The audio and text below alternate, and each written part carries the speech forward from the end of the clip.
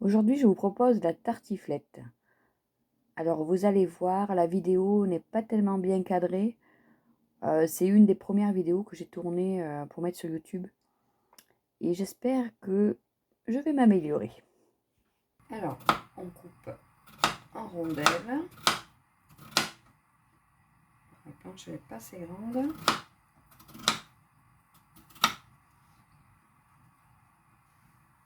Et on les met à cuire.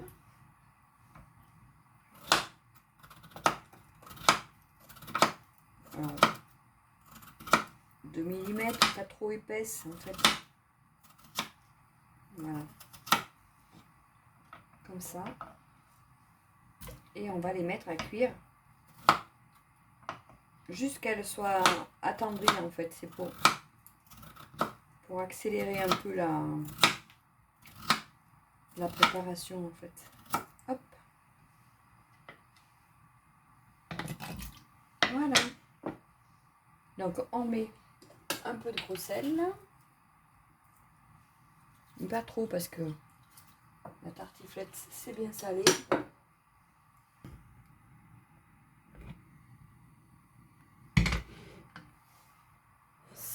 Cinq à 10 minutes.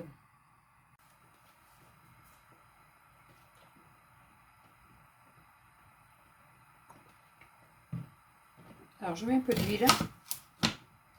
Et après je vais y mettre mes oignons.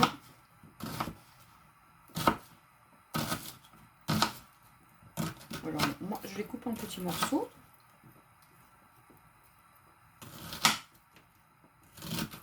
Comme ça, même ceux qui n'aiment pas spécialement trop oignons, bon, ils peuvent le manger parce que ça se fond dans les pommes de terre.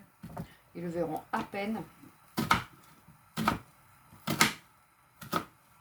Mais une tartiflette sans oignons, c'est pas une tartiflette.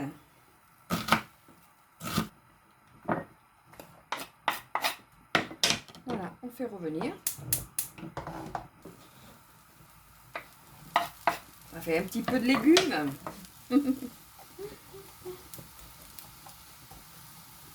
Un peu de végétal. Voilà, on va ajouter du vin blanc.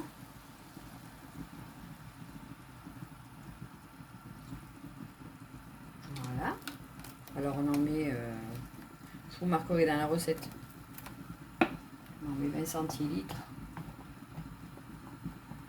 25. Voilà. On laisse encore cuire. Bon, les patates sont en train de bouillir.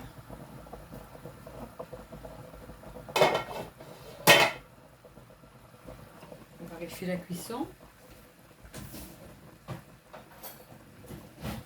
Alors, il ne faut pas qu'elle soit trop cuite, hein, parce qu'il faut quand même qu'elle se tienne un peu.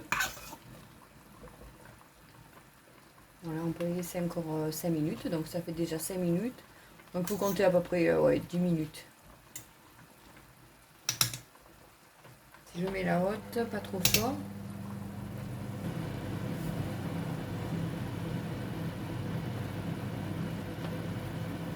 On va remettre le couvercle.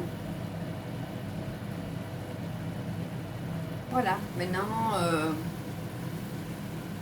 comme je dis, ça commence à chanter. Donc, le vin s'est un peu évaporé. Donc, ce qu'on va faire, c'est ajouter les pommes de terre qui sont pré-cuites. Elles ne sont pas cuites en plein.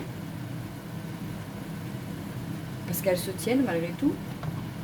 Surtout si on n'a pas les patates qu'il faut. C'est bien de faire attention de ne pas trop les cuire, sinon ça va faire trop purée en fait. Hop. Alors on va touiller. Il faut bien mélanger, que ça prenne bien la saveur. Vous voyez? Donc, on en rajoute encore.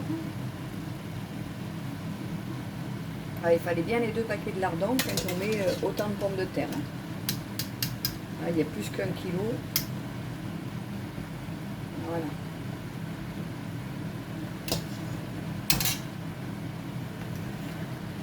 Et on touille.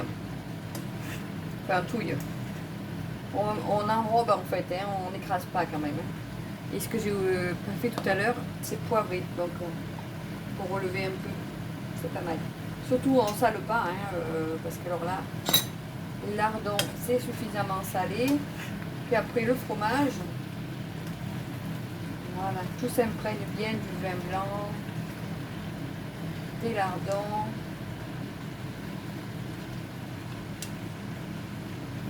Comme j'ai l'habitude de dire, impeccable. Ah, il faut que j'arrête de taper contre les... Voilà.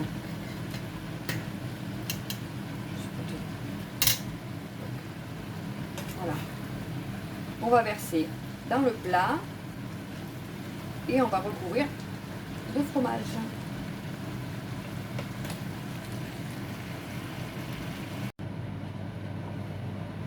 Voilà, j'ai mis les pommes de terre dans le plat.